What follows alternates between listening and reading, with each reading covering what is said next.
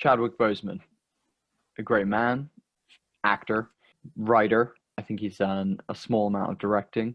Real sad moment for I think a lot of people around the world. It was interesting. I was watching a video the other day, and it was talking about how many black icons there are for young black men, and there wasn't many. And you see all these Marvel superheroes being white dudes who are ripped. Having, a black guy for young people is a big one. Now, obviously, I would say in terms of Chadwick Boseman, that was his like most prolific role in terms of filmmaking and whatnot. But I mean, don't get me wrong, I wouldn't say it was his best role, Yeah. particularly in terms of acting and film in general. It wasn't the most, in-depth character that he's ever played. He's played some much better characters in his time. But it was a movement. It was an icon. It was a big thing, and I think that's what really resonated. Is they carried that kind of power with him.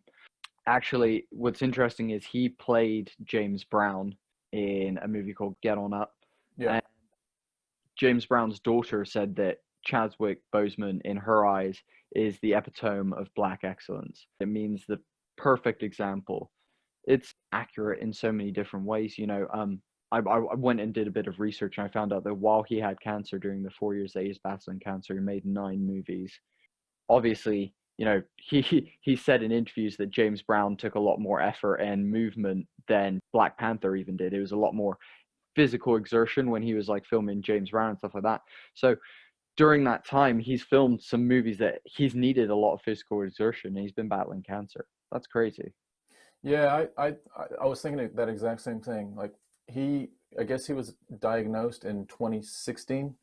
So for 4 years, and I'm not sure like if his cast members, his fellow actors knew that he had cancer or not, but certainly the public didn't. And yeah, dude, that's a big thing. Like he was getting, so he had surgeries, he had colon cancer, so surgeries, chemo, like all the stuff. But beyond the physical stuff is he had cancer, right? He was dealing emotionally with presenting himself in a way that was probably really, really tough to do. And also like still, really, really active in his career. Like this is a prime of his career, and he's battling a major physical thing. I was just trying to think about how that was for him, and it must have been incredibly, incredibly difficult for him. And he probably said at some point to certainly his family and his management, we're not letting this out to anyone. Like this is not going anywhere. Like maybe it went out to some close friends or actors or whatever, but it didn't get out into public. A really, I don't know, just a courageous, strong decision to make. And it feels like we lost one that was, a good one. Well, it's interesting actually because his role within the black community obviously prevalent after playing icons such as James Brown, and then being in Black Panther and playing King T'Challa. It didn't start there. Actually, I believe he started and it's interesting that it goes this far back. He used to be, when he was in high school, a basketball player. He wanted to be a basketball player, actually. And he says that he doesn't watch much NBA, or he didn't watch much NBA, but he watched a lot of college basketball. But he used to love basketball as a kid, and he became a writer at the age of 14 and transitioned from basketball to writing because one of his teammates was shot. And I believe it was another, African American, another black kid was shot. And I believe he then wrote a play that was called Crossroads. And actually it was performed at his school at the time. And that's what sent him down a road where he actually wanted to be a director, not an actor. And he actually became an actor through trying to study actors so he could direct them better. But it's interesting that his almost his movement within the black community, he almost began that at such a young age by writing a play. Now, I tried everywhere to find a synopsis of the play actually and find out what it was about, but from the title and from what had happened, I can assume there was probably a decent amount to do with the pain that he was feeling at the time, and what was going on within that, and who knows what that shooting was related to. But it definitely is something that's interesting to me, that all the way back then, even when he wasn't King T'Challa. He was already making movements in the way of, Black Lives Matter in a way of then making a play that then was prominent for his school. Do you know what I mean? Because they then performed it in his school. So I think he's already making those moves. And I think it's a testament to it not just being, when he gets into the public eye, he's like, yeah, kind of thing. It shows that all the way through his life, he's been, you know, um, an amazing part of what everyone, deems him to be, which is, like I said, the epitome of Black excellence. Yeah, yeah. Did you see the Howard University commencement speech? No, I didn't. Okay, so he did that in 2018, and he went to Howard University, and he's talking to the graduating class at Howard. So now he's 2 years into his cancer, and he talks a little bit about his first big role was actually as sort of the black character, the angry young black character in a daytime soap opera, Yeah. and how that was like huge for him. Like he had, he's on TV, he was unknown, and he's now sort of arrived, he's making money and all this stuff. He shoots the first 2 days, he goes into, I think, like the producer and the director's office, and they're like, Chadwick, we love what you're doing, it's awesome, like we are really ready to invest in you as a character in this. And he says that, from what he saw in the script, it felt a little bit stereotyped. It felt like he was being pigeonholed in like young black guy, angry, don't know where his dad is, mom has drug problems. So he asks the producer and the director, he's like, I've got a couple questions just about the direction of this. So where's the character's dad? And they're like, well, I don't know. We don't know. He's missing. Okay, well, it says his mom had drug problems and stuff. Yep, she was a heroin addict. So he is like slowly, like gently pushing toward like, I don't really feel comfortable with this. And he tells them, he's like, I'd like to develop the character a little bit more, maybe show that he has some interests or maybe some strengths. Maybe he's great at math. Maybe there's an aspect of him that's really, he's got some talent. He's not just a stereotype. And so the producer, I think, looks at his CV, his resume, and is like, so you're from Howard University, huh? He's like, yep. And so Howard University is predominantly a black university, but also very, very much active in, in sort of a Black Lives Matter way throughout a long time. Anyway, the guy like takes his CV, puts it back down and says, thanks, Chadwick, you keep doing what you're doing. The next day, they call him up and say, we're not going to use you anymore. So his just pushing slightly on the character development of his character in this soap opera ends up with him losing the job that, kind of launched him into being an actor.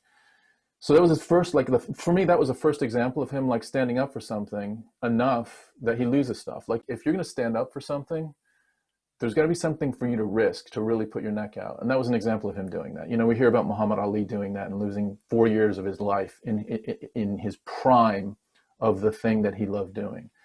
But Chadwick had an example of that as well. Yeah, it's a really strong point, and interestingly, it's cool that his, I guess, reputation, his legacy, his legend will go on, because at the moment I know that the people of Anderson, South Carolina, where he's from, are currently fighting to have a statue put up in his name.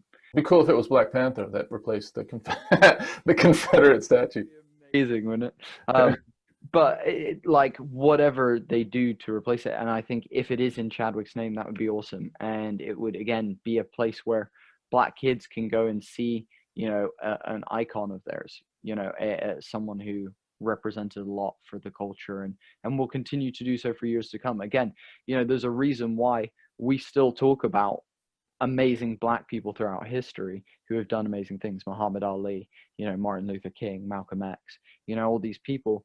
Chadwick will slot into that group alongside all those amazing people who have done things and been big parts of the Black movement. Black Panther is again, like I said, not my favorite Marvel movie, but hell, like, again, his contribution just to that franchise in of itself, is unbelievable. He single-handedly, did what many Black guys in that franchise had been trying to do. He really became this icon, and he did it. And, it's funny, I was talking to someone the other day about who are like superhero icons for Black people.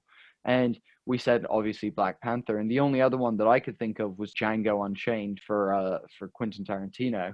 But obviously, kids aren't watching that because it's an R-rated movie. So to me, there's not many else out there. You know, he is pretty much the one, and I think that's a big thing. Yeah, I think your point, and I really think about it, is the loss is probably most significant with kids. Yeah. Right, with Black kids. It's a big loss. There's lots of people that have lost with him dying. You know, the art world, the Marvel comic fans, you know, just ridiculous shit, right? His family, his friends.